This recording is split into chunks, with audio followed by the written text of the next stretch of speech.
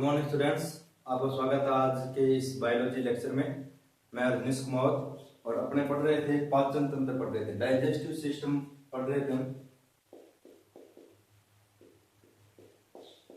पाचन तंत्र digestive system अपने पढ़ रहे थे और पिछले लेक्चर में मैंने आपको बताया था भी पाचन क्यों होता है, किसका होता है, पाचन क्यों होता है, ऊर्जा में कहां से मिलती है। फिर मैंने बताया था अभी हमारे शरीर का मुख्य जो पाचक अंग है वो कौन सा होता है, आहार नाल होता है। कौन सा होता है, आहार नाल।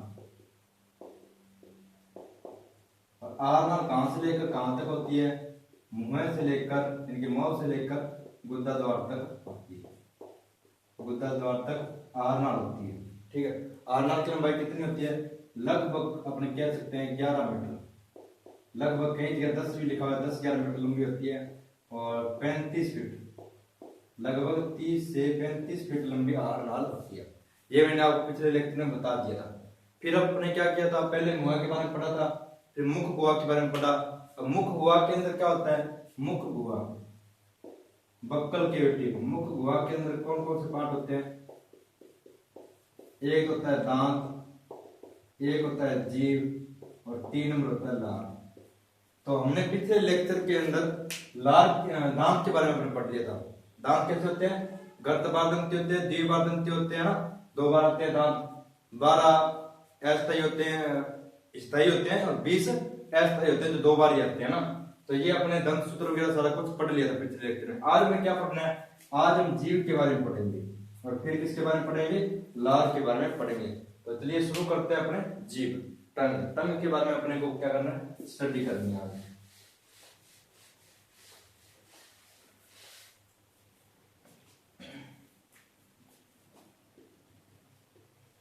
जीव, सबसे पहले जीव का अध्ययन, the study of tongue is called glossology. क्या कहलाती है, ग्लोसोलॉजी कहलाती है, ग्लोसोलॉजी। ग्लोसो का मतलब होता है जीव, टंग लॉजी का मतलब होता है अध्ययन। इनकी जीव का अध्ययन करना क्या कहलाता है, ग्लोसोलॉजी कहलाता है। जीव क्या है, एक पेशीय संरचना है।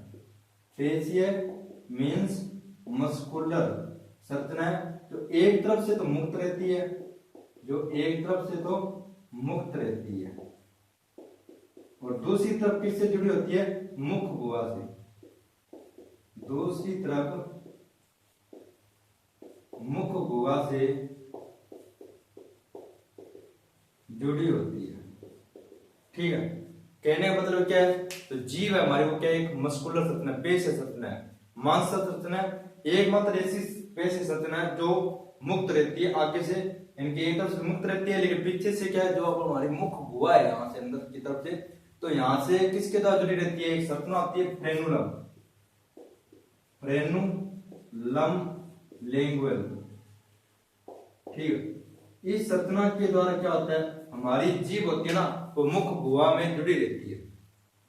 समझ में आ रहा है, वो यानी कि एक तरफ से तो मुक्त होती है, दूसरी तरफ से जीभ होती है, जो टंग होती है, वो हमारी बक्कल कैविटी के फ्रेनुलम भाग से जुड़ी रहती है। ठीक है, और ये पेशीय संरचना है और स्टडी ऑफ टंग क्या कहलाता है, ग्लोसोलॉजी कहलाता है। अब इसके कार्य क्या है, सबसे पहले हम कार्य पढ़ लेते हैं। प्राथमिक कार्य, सबसे इंपॉर्टेंट और जो प्राथमिक कार्य है वो कौन सा है, इनका प्राथमिक कार्य है स्वाद का निर्धारण। प्राथमिक कार्य क्या है, स्वाद का निर्धारण, स्वाद का निर्धारण। अब स्वाद के निर्धारण के लिए क्या होता है, हमारी जीभ होती है, जो टंग होती है, उसके ऊपर क्या होता है, छोटे छोटे अंकुर पाए जाते हैं, पेपिली कहते हैं, जिसे क्या कहते हैं, पेपिली। हमारी जीभ पर क्या पाए जाते हैं, छोटे छोटे अंकुर पाए जाते हैं, जिन्हें हम क्या कहते हैं, पेपिली कहते हैं। क्या कहते हैं, पेपिली। इन्हें हम क्या कहते हैं, छोटे छोटे अंकुर पाए, जिन्हें हम क्या कहते हैं, स्वाद कलिकाएं कहते हैं। क्या कहते हैं, स्वाद कलिकाएं कहते हैं। इंग्लिश में कहें तो टेस्ट बड्स। ठीक है, अब आपसे पूछे टोटल कितने प्रकार की होती है, तो स्वाद कलिकाएं 5 प्रकार की होती हैं, लेकिन आपको संख्या पूछ दी जाए तो कितनी होती है, 5000 से लेकर 8000 संख्या होती है। तो आपको ये ध्यान रखना है, क्या ध्यान रखना है, प्राथमिक कार्य क्या है जीव का? स्वाद का निर्धारण करने के छोटे छोटे अंकुर पाए जाते हैं जीव के ऊपर, उन्हें क्या कहते हैं? स्वाद कलिकाएं कहते हैं, टेस्ट बड्स कहते हैं।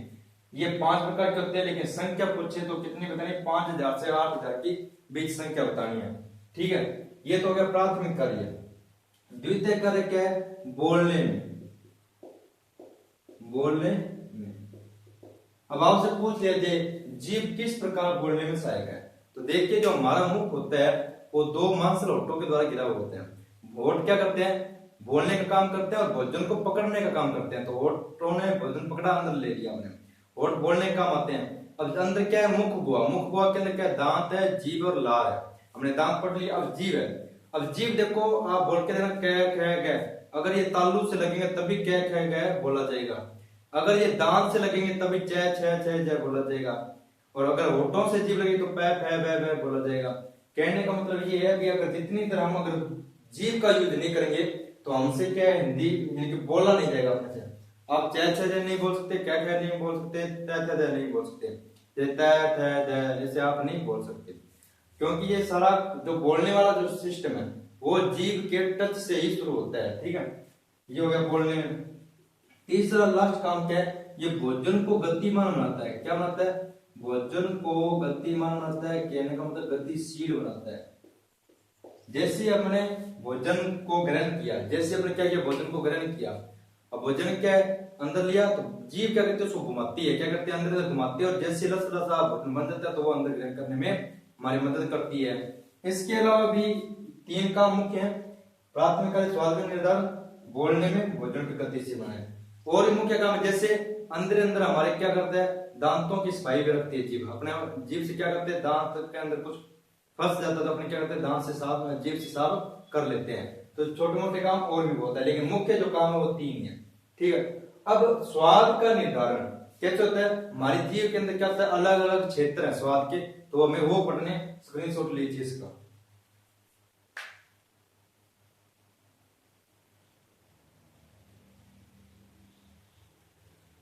अब क्या होता है? जीभ है जो हमारी, उसके अंदर क्या है? अलग अलग निर्धारण के क्षेत्र है, तो वो हमें क्षेत्र पढ़ने। क्षेत्र कौन कौन से हैं?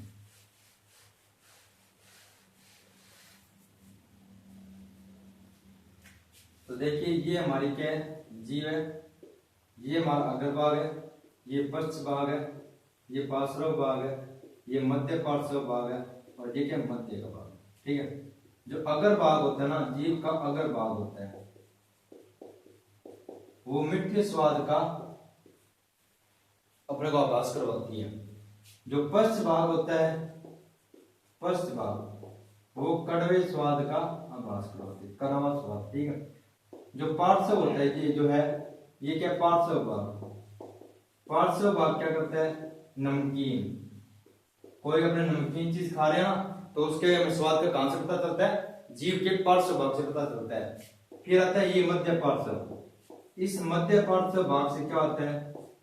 खट्टे स्वाद का पता चलता है। जैसे अपने दही खाते हैं, नींबू खाते हैं ना, जो खट्टा स्वाद होता है वो कहां से पता चलता है? मध्य पार्श्व से पता चलता है। और लास्ट रहता है बीच वाला भाग। इस मध्य वाले भाग को क्या कहते हैं? उमामी लिखा होता है, कुछ जगह क्या लिखा है? उमामी लिखा हुआ है।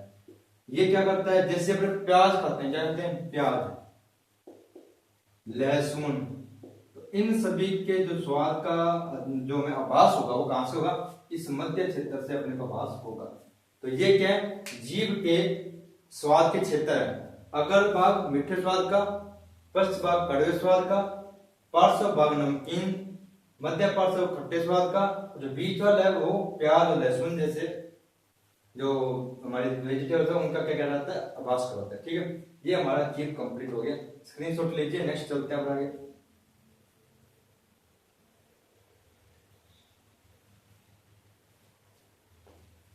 ठीक, अब देखिए अब हमें क्या पढ़ना है? मुख गुहा के अंदर दांत को पढ़ लिया हमने, जीभ पढ़ लिया। अब क्या? लार है। अब लार क्या? एक पाचक रस है। क्या है? पाचक रस। तो हमें क्या करना है? पाचक रस अलग अलग न पढ़ के, हम लार तो पढ़ेंगे लेकिन साथ में सारे के सारे पाचक रस अपने यहाँ पढ़ देंगे। तो हमारा टॉपिक क्या है? पाचक रस। पाचक रस। टोटल पाचक रस कितने प्रकार के होते हैं? 5 प्रकार के। कौन कौन से? अब इसका क्या ट्रिक है, क्या एक ट्रिक है, तो ट्रिक देख लीजिए। पिताजी आम, आंवला, अंगूर लाई। ये क्या एक ट्रिक है, तो ट्रिक देखना आपको समझिए ट्रिक को बिल्कुल। पिताजी के अंदर पित्त, पित्त से क्या आता है, पित्त रस। क्या आता है, पित्त रस। इंग्लिश में कहेंगे तो बाइल जूस। इसका निर्माण कहां होता है, निर्माण होता है लीवर में। कहां निर्माण होता है, लीवर में, यकृत में। लेकिन जमा कहां होता है, पित्ताशय के अंदर जमा होता है। गाल ब्लैडर के अंदर क्या होता है, ये जमा होता है। पित्ताशय क्या कहते हैं, गाल ब्लैडर कहते हैं। ध्यान रखना, कुछ बच्चे गलती करते हैं, पित्त रस कभी पित्ताशय के अंदर नहीं बनता है, बल्कि बनता तो लीवर के अंदर है, और जमा कहां होता है, पित्ताशय के अंदर होता है। ये आपको बिल्कुल ध्यान रखना है कि पित्त रस बनता कहां है, लीवर में, जमा कहां होता है, पित्ताशय के अंदर। और काम कहां करता है, ये काम करता है छोटी आंत के अंदर। कहां काम करता है, कार्य कहां करेगा, छोटी आंत में, छोटी आंत में। ठीक है, अब आगे चलते हैं। आम, आम से बिल्कुल आपको समझ में आ जाएगा, अमाशय रस, अमाशय रस। इसे जठर रस भी कहते हैं। क्या कहते हैं, जठर रस। इंग्लिश में कहेंगे गैस्ट्रिक जूस, गैस्ट्रिक जूस। इसका निर्माण कहां होता है, अमाशय के अंदर। कहां होता है, अमाशय के अंदर इसका निर्माण होता है। ठीक है, फिर आता है 3 नंबर, आंवला। आ से आएगा आंतरीय रस, आंतरीय रस, आंतरीय रस। इसे इंग्लिश में कहते हैं इंटेस्टाइनल जूस। इसका निर्माण कहां होता है, छोटी आंत में इसका निर्माण होता है। और 4 नंबर है अग्नाशयी रस, अग्नाशयी रस, जिसे इंग्लिश में क्या कहते हैं, पैनक्रियाटिक जूस। ये कहां बनता है, पैनक्रियाज में बनता है। कहां बनता है, पैनक्रियाज, अग्नाशय के अंदर इसका निर्माण होता है। और लास्ट होता है लाई, लाई मतलब लार। और लार का निर्माण कहां होता है, मुख गुहा में। कहां निर्माण होता है, मुख गुहा में। ठीक है, एक बार फिर समझिए ये ट्रिक है याद करने की। पिताजी आम, आंवला, अंगूर लाई। पिताजी मतलब पित्त रस, बाइल जूस और कहते हैं इसको। निर्माण कहां होता है, लीवर में। जमा कहां होता है, पित्ताशय में। काम कहां करता है, छोटी आंत के अंदर। आम मींस अमाशय रस, जिसे हम जठर रस भी कहते हैं, गैस्ट्रिक जूस भी कहते हैं। इसका निर्माण कहां होता है, अमाशय में। आंवला, आंवला मींस आंतरिक रस, इंटेस्टाइनल जूस। कहां बनता है, छोटी आंत में। अंगूर मींस अग्नाशयी रस, पैनक्रियाटिक जूस। कहां बनता है, पैनक्रियाज में। और लास्ट होता है लाई, लाई मतलब लार, सलाइवा। कहां बनता है, इसका निर्माण कहां होता है, मुख गुहा में इसका निर्माण होता है। हमें पढ़ना तो इस टाइम क्या था, लार, क्योंकि हम मुख गुहा की बात करें, लेकिन हम एक साथ पांचों रस से पढ़ देंगे। स्क्रीनशॉट लीजिए इसका।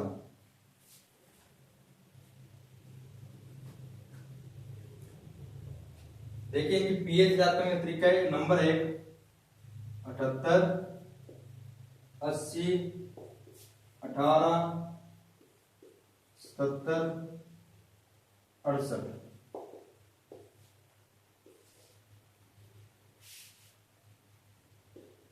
सॉरी ये रॉन्ग हो गया।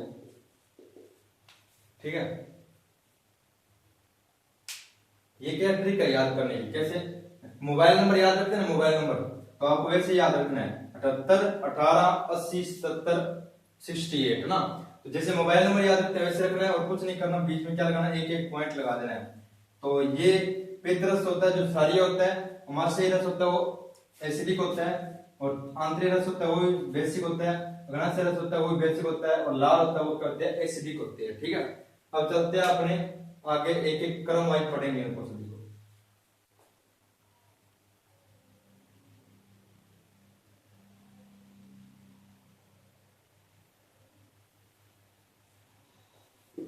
अब हमें क्या करना है, एक एक करके सभी को हम क्रम वाइज पढ़ते जाएंगे।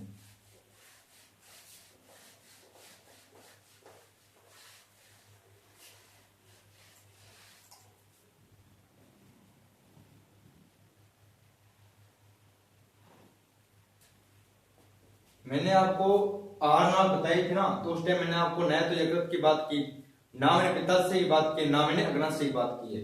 अब अपने को समझना है कैसे होगा कैसे नहीं होगा। तो देखिए अपने कहां से स्टार्ट की थी, मुख, और मुख से मुख गुहा, मुख गुहा के बाद में क्या आता है, ग्रसनी आता है। क्या आता है, ग्रसनी आता है। ग्रसनी के बाद में क्या आता है, ग्रसिका आता है। ग्रसिका के बाद में क्या आता है, ग्रास नली आती है।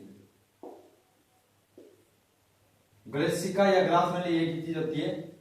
देखो मुख गुहा, ये क्या आ गया, ग्रसनी आ गई, और ग्रसिका आ गई, ग्रास नली आ गई। ठीक है, अब आगे क्या आएगा, अमाशय।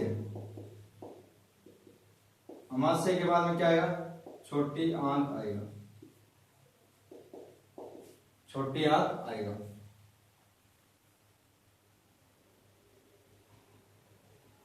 ठीक है, अब देखिए सबसे पहले हम क्या देख रहे हैं, लार देख रहे हैं। लार एक नंबर यहां जाएगा जाते हैं, इसकी पीच होती है 6.8। फिर आता है अमाशय, अमाशयी रस। 2 नंबर क्या आ गया, अमाशयी रस, जिसे हम क्या कहते हैं, जठर रस भी कहते हैं, ये 2 नंबर आ गया। इसकी पीच कितनी होती है, 1.8 होती है। कितनी होती है, 1.8 होती है। फिर देखिए छोटी आंत में साइड में क्या होता है, यहाँ एक लीवर होता है। क्या होता है, लीवर होता है, और लीवर के साइड में क्या होता है, पित्ताशय होता है। क्या होता है, पित्ताशय। तो लीवर के अंदर क्या बनता है, पित्त जूस बनता है, पित्त रस बनता है। जमा कहां होता है, पित्ताशय में, काम कहां करता है, छोटी आंत के अंदर काम करता है। इसी तरह छोटी आंत का जो ग्रहणी होती है, छोटी आंत की जो ग्रहणी होती है, उसके साइड में यहाँ क्या होता है, अग्नाशय होता है। क्या होता है, अग्नाशय। और अग्नाशय रस कहां काम करता है, छोटी आंत में काम करता है। ये हो गया 4 नंबर, ये हो गया 3 नंबर। ठीक है, इसकी पीएच कितनी होती है, 7.8। इसकी पीएच कितनी होगी, 7.7। और खुद का जो छोटे आंत खुद है, उससे कौन सा रिलीज होता है, आंतरीय रस। इसकी पीएच होती है 8.0। अब आपने ध्यान से समझना है। देखो पीएच का मान है जो पॉइंटों में कुछ आगे पीछे हो सकती है, यहाँ पर 7.5 से 7.8 भी हो सकती है, कोई जरूरी नहीं है, कुछ चेंज हो सकता है थोड़ा बहुत, बाकी ज्यादा यही होगा। अब देखिए मुख गुहा में लास्ट टाइम होता है अम्लीय माध्यम, अमाशय के अंदर अम्लीय माध्यम। तो ध्यान रखना, अमाशय तक भोजन का जो माध्यम होता है वो कैसा होता है, अम्लीय होता है, एसिडिक होता है। लेकिन जैसे ही देखो पित्त रस कहां काम करेगा, छोटी आंत में, अनाशय रस कहां काम करेगा, छोटी आंत में, और छोटी आंत खुद का क्या है, आंतरिक रस। तीनों क्या है, क्षारीय है। तो यहाँ आने के बाद आगे भोजन कैसा हो जाता है, क्षारीय हो जाता है। आपको ये खास करके ध्यान रखना है। तो यहाँ पर हमने क्या देखा, एक तो हमने क्या देख ली, पोजीशन देख ली, कहां कहां कौन से पाचक रस है। तो सबसे पहले मुख गुहा, अमाशय, यकृत, अग्नाशय और लास्ट छोटी आंत, 5 प्रकार के पाचक रस हो गए। अमाशय तक भोजन का माध्य अम्लीय है, और उसके बाद बेसिक होगा क्षारीय। अब हम क्या करेंगे, एक एक करके लास्ट से लगेंगे और हम क्या पढ़ेंगे, सारे पाचक रस पढ़ेंगे। स्क्रीनशॉट लीजिए।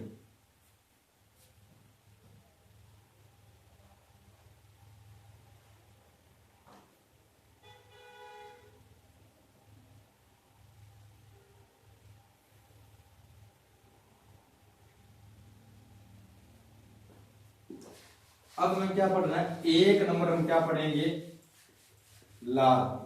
लार के बारे में पढ़ना है।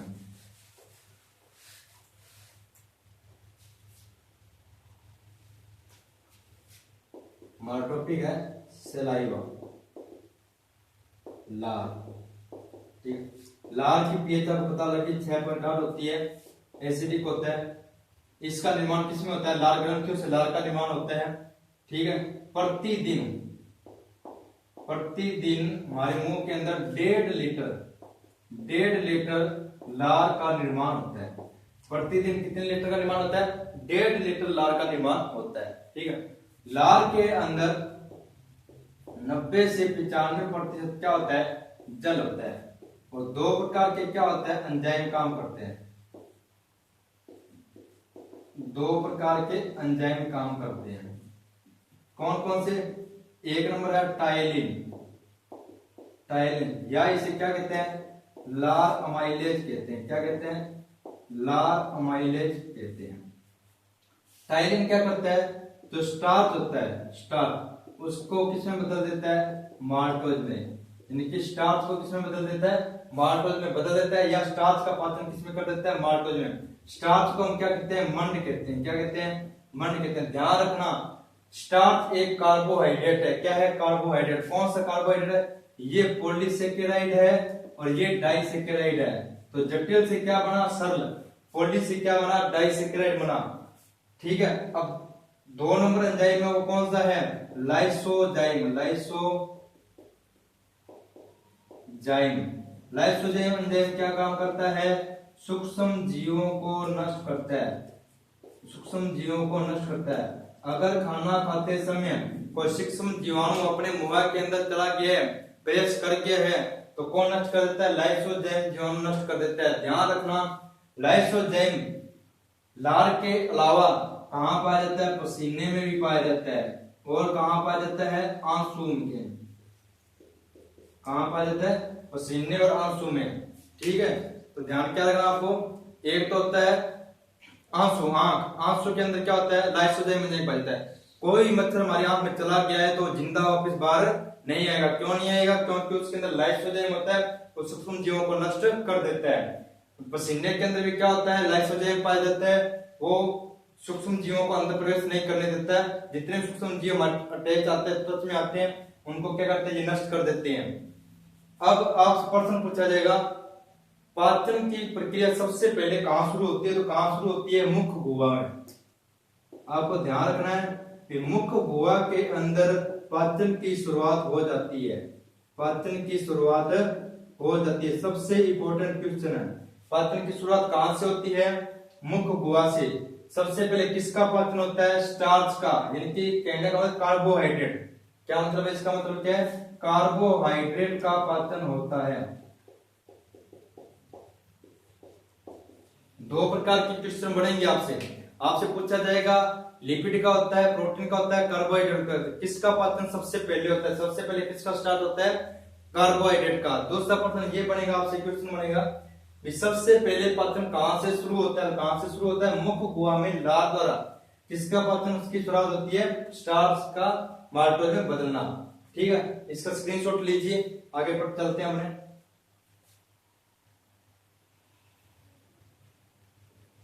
ठीक है, ये हमने स्क्रीनशॉट ले लिया।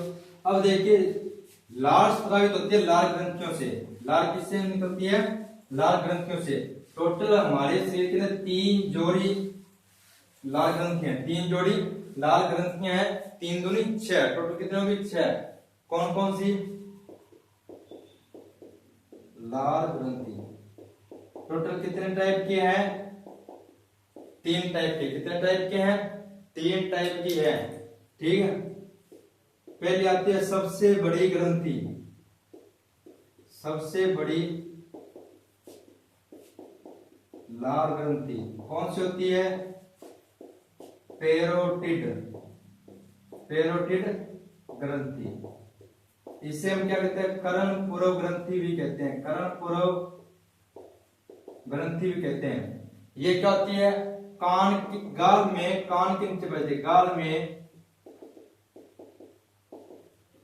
कान के नीचे पाई जाती है। कितनी होती है, संख्या के अंदर 2 होती है। यहाँ गाल में कान के नीचे पाई जाती है, कितनी होती है, 2 होती है, एक ही साइड में, एक ही साइड में। इसे कर्णपुरव ग्रंथि कहते हैं। सबसे बड़ी लाल ग्रंथि यही होती है, पेरोटिड ग्रंथि होती है। अगर वायरस की वजह से अगर इसके अंदर सूजन आ जाए, क्या आ जाए, सूजन आ जाए, तो उसे हम क्या कहते हैं, कर्णपेड़ कहते हैं। क्या कहते हैं, कर्णपेड़। इसी का नाम होता है गलसुआ, और इसी को हम क्या कहते हैं, मम्पस रोग कहते हैं। क्या कहते हैं, मम्पस रोग कहते हैं। किसकी वजह से सूजन आई है, वायरस की वजह से सूजन आई है। तो ध्यान रखना, वायरस की वजह से क्या सूजन आई है, जिससे रोग को क्या कहते हैं, कर्णपेड़ कहते हैं, या गलसुआ या मम्पस कहते हैं। तीनों नाम है। 2 नंबर ग्रंथि आई है जीभ के नीचे। जीभ के नीचे, इसे कहते हैं अधोजीवा ग्रंथि। अधोजीवा ग्रंथि। ठीक, इंग्लिश में क्या कहेंगे, सबलिंगुअल। Sublingual gland. कितनी होती है, ये भी संख्या में 2 होती हैं। और 3 नंबर आती है, लास्ट आती है जबड़ों के पास। जबड़ों के पास एक ऊपरी जबड़े में एक निचली जबड़े में, जबड़ों के पास ये कितनी होती है? 2 होती है। क्या नाम होता है इसका? सब मैक्सिलरी। क्या होता है? सब मैक्सिलरी, या क्या होगा? सब मैंडिबुलर। सब मैंडिबुलर।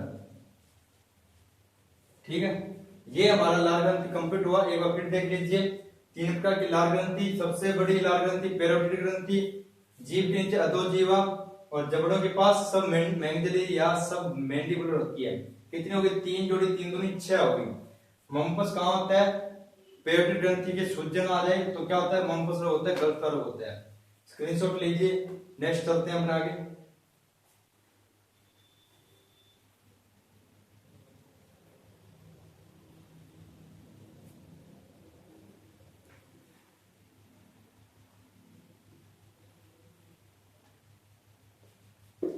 अब हम क्या पढ़ेंगे?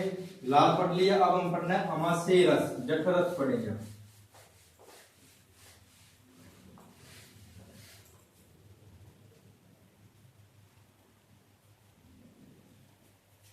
अमाशय रस, और इसी को क्या कहते हैं? जठर रस कहते हैं। क्या कहते हैं? जठर। इसकी पीएच कितनी होती है? 1.8 होती है, यानी कि एसिडिक होता है। इसमें 3 प्रकार की सेल्स होती हैं। कितने प्रकार की होती है? 3 प्रकार की सेल्स होती हैं। ठीक है, एक नंबर कौन सी आएगी? चीप या zymogen cell, zymogen cell. 2 number क्या आएगी? Oxyntic cells, oxyntic cells. 3 number आएगी श्लेष्मा ग्रंथि, श्लेष्मा ग्रंथि। ये क्या करती है? श्लेष्मा का स्त्रावन करती है। क्या करती है? श्लेष्मा का स्त्रावन करती है, म्यूकस। श्लेष्मा का स्त्रावन करती है। ऑक्जेंटिक सेल को हम क्या कहते हैं? भीतीय कोशिका भी कहते हैं। क्या कहते हैं? भीतीय कोशिका भी कहते हैं। इंग्लिश में कहेंगे पेराइटल, पेराइटल सेल। ये क्या करती है? HCl का स्त्रावन करती है। क्या करती है?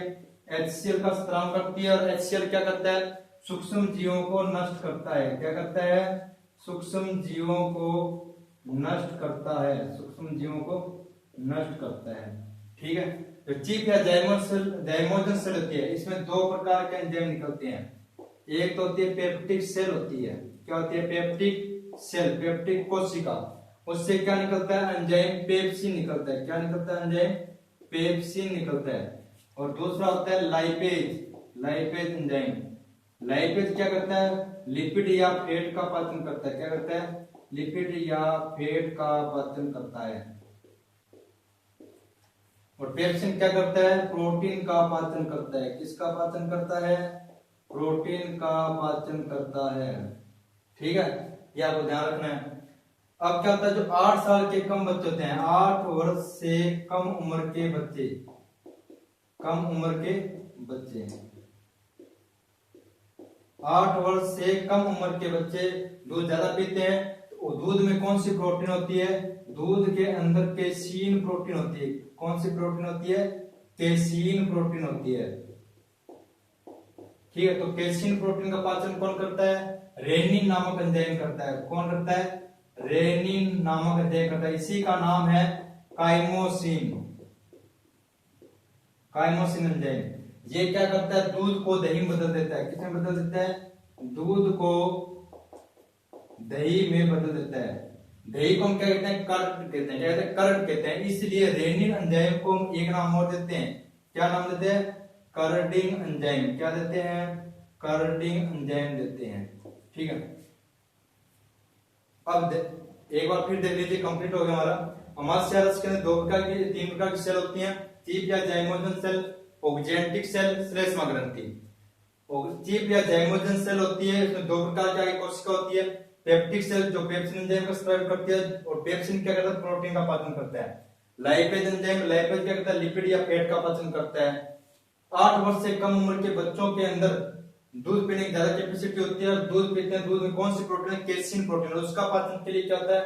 दूध का जो केसिन प्रोटीन है उसका पाचन के लिए एंजाइम पाया जाता है। उस एंजाइम का क्या नाम है? रेनिन। रेनिन का दूसरा नाम है काइमोसिन। ठीक है, रेनिन क्या करता है? दूध को दही में बदल देता है। और दही को हम क्या कहते हैं इंग्लिश में कर्ड कहते हैं, इसलिए रेनिन को हम क्या कहते हैं कर्डिंग एंजाइम कहते हैं। क्या कहते हैं कर्डिंग एंजाइम, दूध को दही में बदलने वाला एंजाइम।